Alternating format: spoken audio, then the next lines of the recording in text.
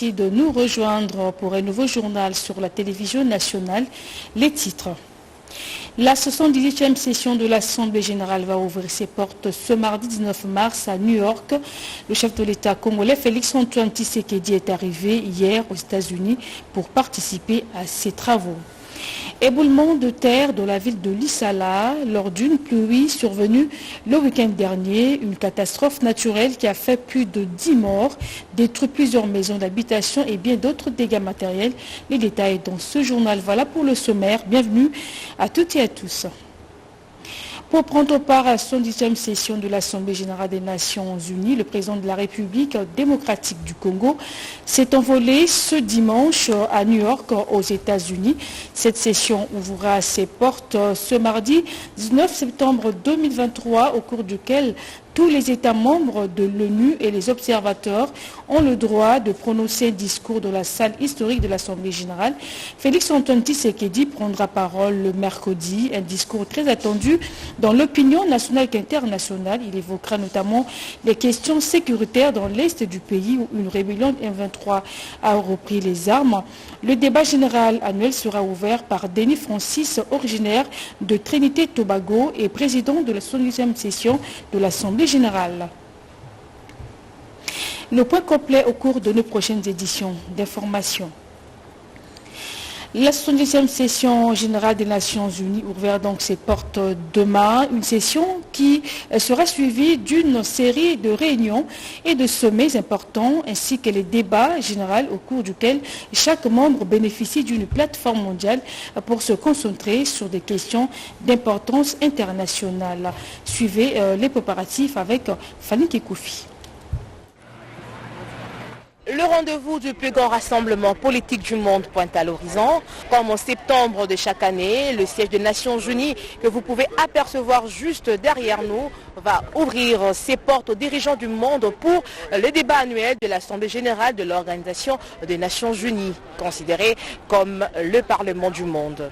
Les dirigeants de 193 pays membres de l'Organisation des Nations Unies sont attendus ici à New York pour évoquer des problèmes qui importent à leur gouvernement et à leur peuple. La présidence tournante de l'Assemblée revient cette année à Trinité et Tobago. Son représentant permanent auprès des Nations Unies, Denis Francis, qui va présider la 78e session de cette Assemblée générale 2023, a placé son mandat sous les thèmes paix, prospérité, progrès et durabilité.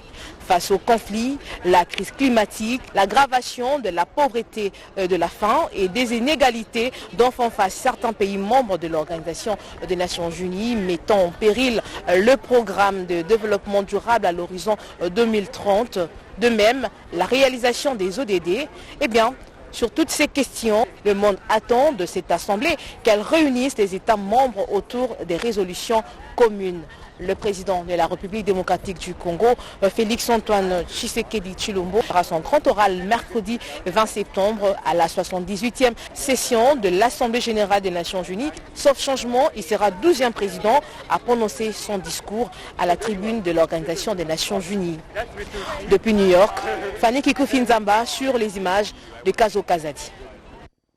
Je vous disais en titre, une unième pluie torrentielle s'est abattue dans la nuit de samedi à dimanche à Lissala, chef-lieu de la province de la Mongala. Les témoins affirment que jusqu'à hier, au total, une dizaine de corps ont été sortis des décombres pendant que les recherches se poursuivent.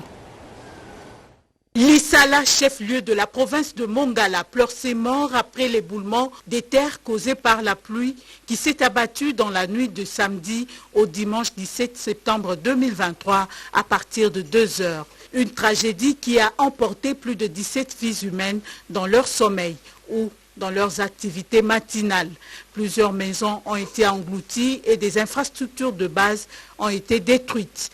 Après ce drame, les familles entières et quelques rescapés sont sans abri et lancent des appels à l'aide car ils ont tout perdu. Entre-temps, il faut soutenir la prise en charge des blessés dans les hôpitaux et assurer l'inhumation des corps dans un bref délai pour éviter d'autres maladies. Pour rappel, cet éboulement a eu lieu dans le camp Akula, quartier pêcheur, dans la commune de Bolikango, un quartier situé derrière la résidence des feux le président Mobutu Sese Seko.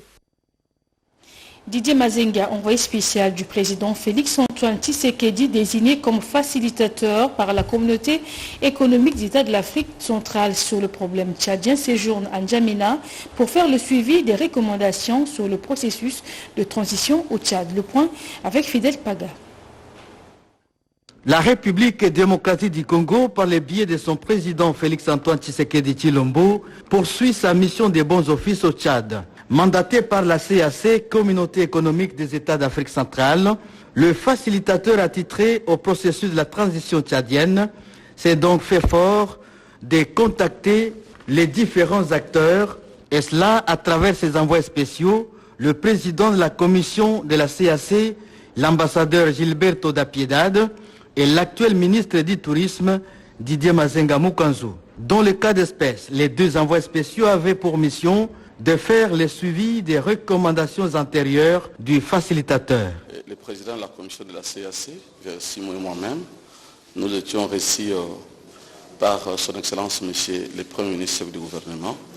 Et nous avions échangé sur le suivi que nous faisions sur les recommandations déposées par le facilitateur et permettre aux Tchadiens de se joindre autour du processus de transition mis en place.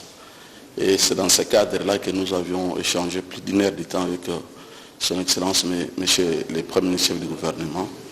Et nous allons faire le rapport au président facilitateur qui nous a délégués ici. C'est depuis 2022 que le président Félix-Antoine Tshisekedi Tshilombo avait été désigné par ses pairs de la CAC facilitateur au processus de la transition au Tchad après la mort du maréchal Idriss Déby, mort ayant occasionné une crise politique au Tchad. La flotte aérienne congolaise vient de bénéficier d'un nouvel appareil pour faciliter les vols domestiques. C'est ce que nous fait savoir Anita Luamba dans ce reportage.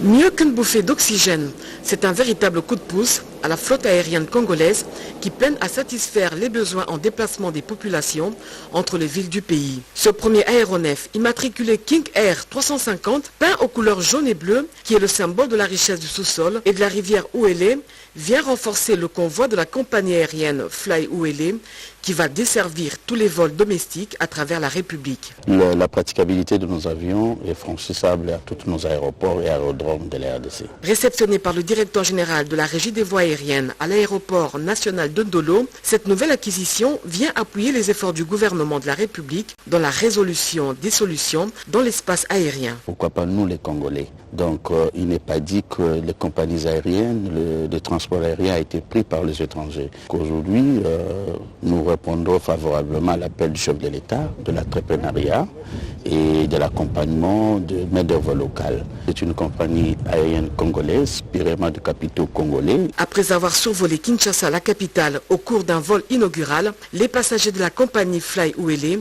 ont exprimé leur satisfaction. L'appareil est très confortable, donc nous demandons à d'autres Congolais qu'ils investissent aussi dans le secteur aérien pour que nous ayons ce genre de confort.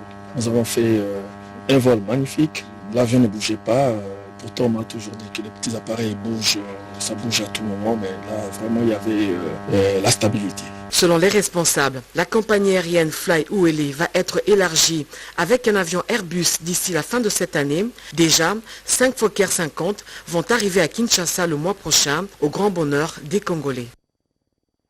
La production de café est très importante pour l'économie de la RDC. La plante est cultivée à grande échelle dans le pays où l'heure est à la relance de ses activités. C'est dans ce cadre que le directeur général de l'Office national des produits agricoles du Congo est en mission de redynamisation des producteurs du café dans la province du Congo central. On en parle avec Jeanine Dadachiabami. Autrefois pays producteur du café, la République démocratique du Congo, à travers le ministère de l'Agriculture par les biais de l'Office national des produits agricoles du Congo, est décidé plus que jamais à relancer la culture du café dans toutes les provinces productrices du café, ce qui justifie la descente du directeur général de l'ONAPAC au Congo central pour inciter les producteurs à penser à redynamiser cette culture et surtout à penser à l'exportation. À Boma, à Lukula et partout où elle est passée, il y a eu des séances de travail avec les agents et cadres de l'ONAPAC ainsi que les producteurs de café réunis en union des associations des producteurs de café au Mayombe. Elle a visité les usines de traitement de café et les champs d'expérimentation où elle a personnellement planté quelques graines de café, une façon de donner les coups d'envoi de la culture intensive du café dans cette province. La ville de Matadi a constitué le point de chute de sa visite au Congo central. 50 villages de Lukula sont bénéficiaires de ce projet. Nous avons distribué 900 000 jeunes plantes à Lukula et un germoire déjà a été mis en place pour que 9 000 autres jeunes plantes soient distribuées l'année prochaine. Tous ceux qui sont dans la culture du cacao et du café aussi. Et donc, l'ONAPAC est là aujourd'hui pour cette relance.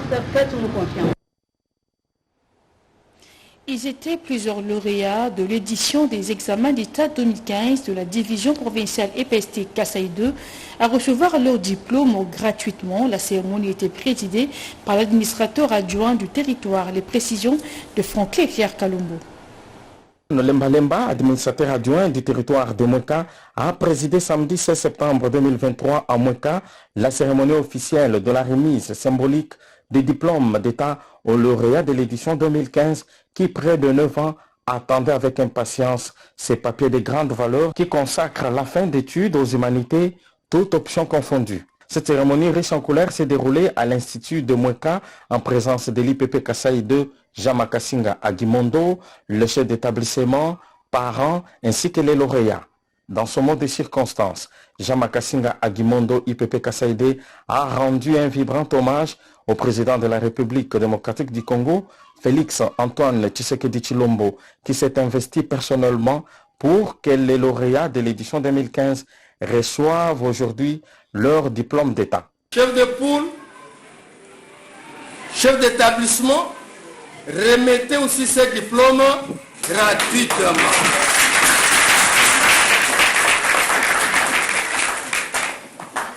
Il y en a qui ont terminé la licence, il y en a qui préparent le doctorat, préparent les thèses, mais qui n'ont pas ce papier. On continue à leur demander ce papier ici.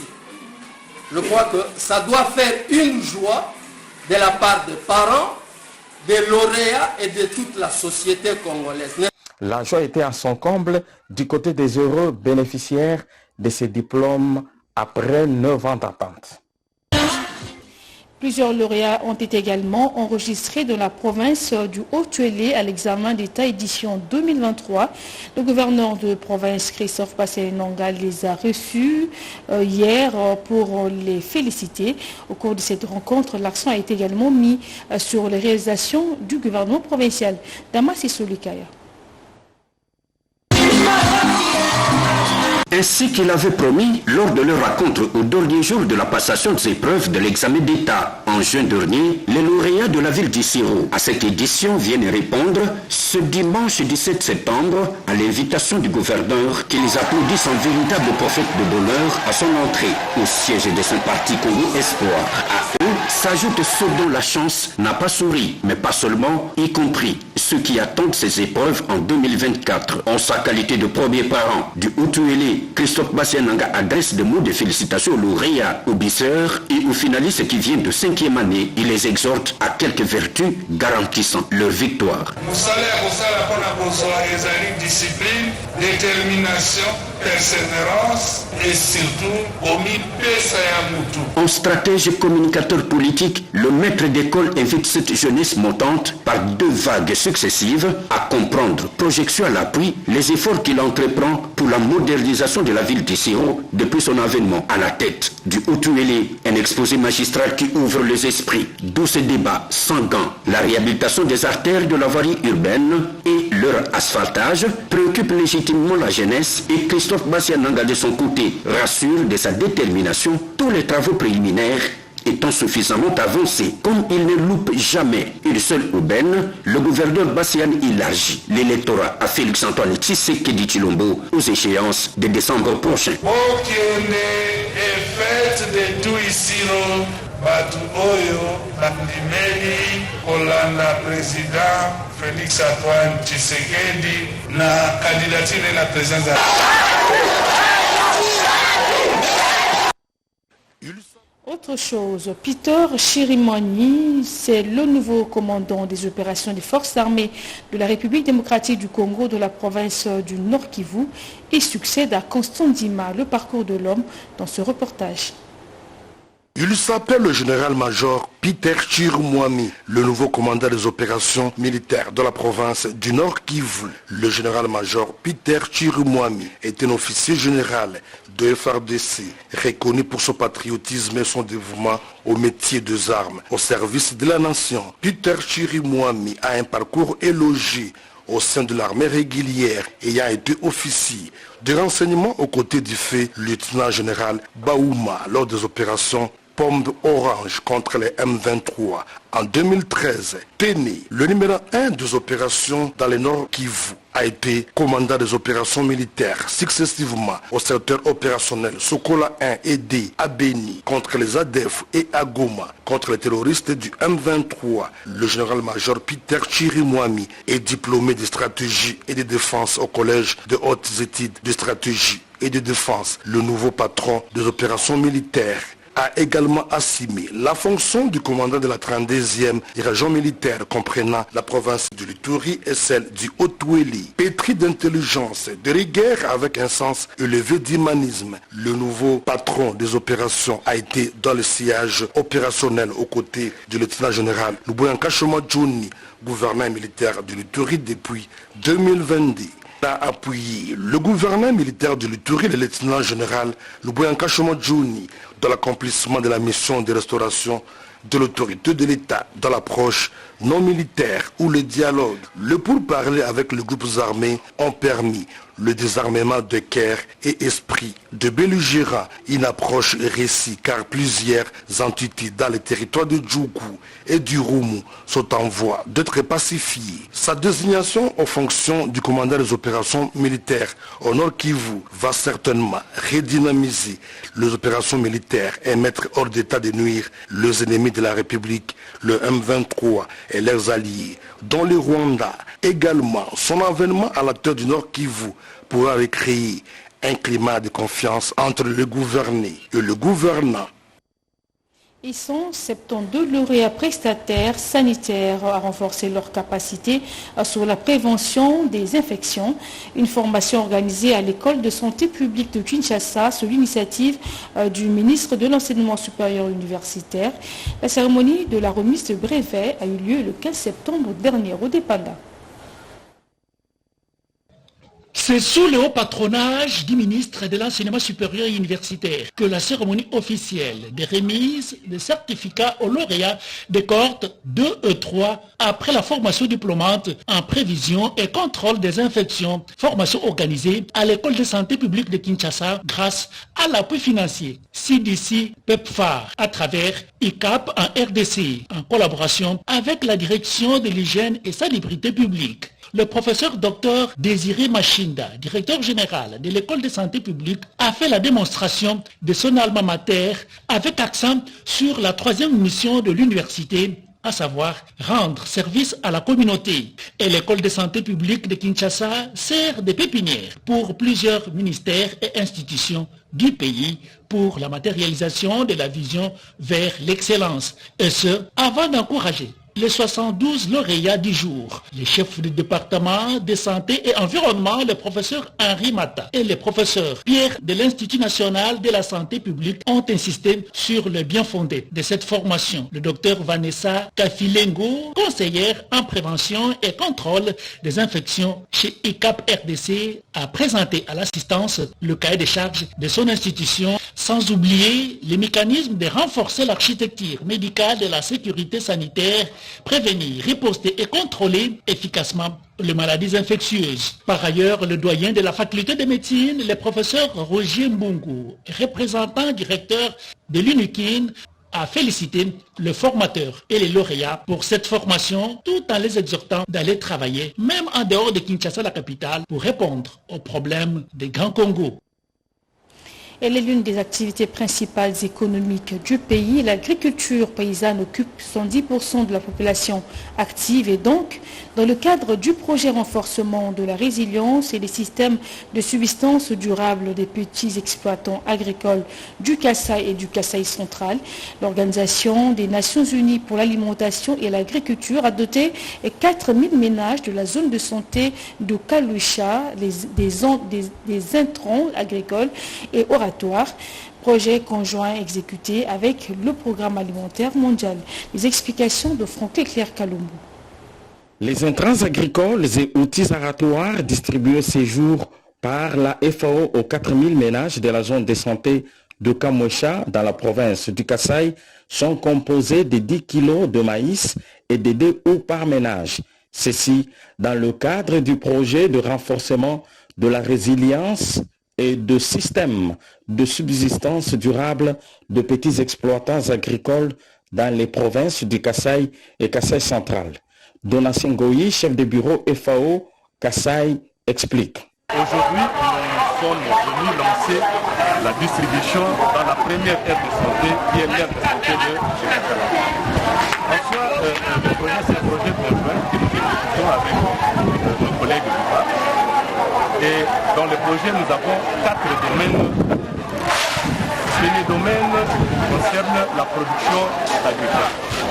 Le deuxième domaine concerne l'accès au marché et le développement des chaînes de valeur. Et le troisième domaine, c'est la mobilisation communautaire. Pascal Kabalo-Chitenge, chef de secteur de Bakwanyambi, qui a procédé à la distribution de ces kits et intrants agricoles aux ménages, remercie la FAO pour ses dons. Ce n'est pas une mince affaire d'avoir oublié sacrifier ces multiples occupations et se déranger pour venir doter la population de ces épargnants avec ces intrants. J'ai vraiment un message, un sentiment de joie. Sentiment de joie de la part des bénéficiaires qui s'expriment.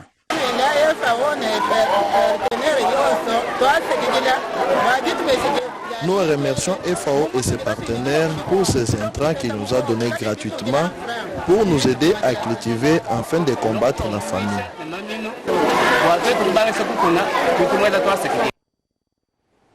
Parlons à présent de cette première édition des Journées du patrimoine. Elle a été initiée par l'Ordre national des architectes de la RDC sous le thème « Le patrimoine pour une véritable inclusion des femmes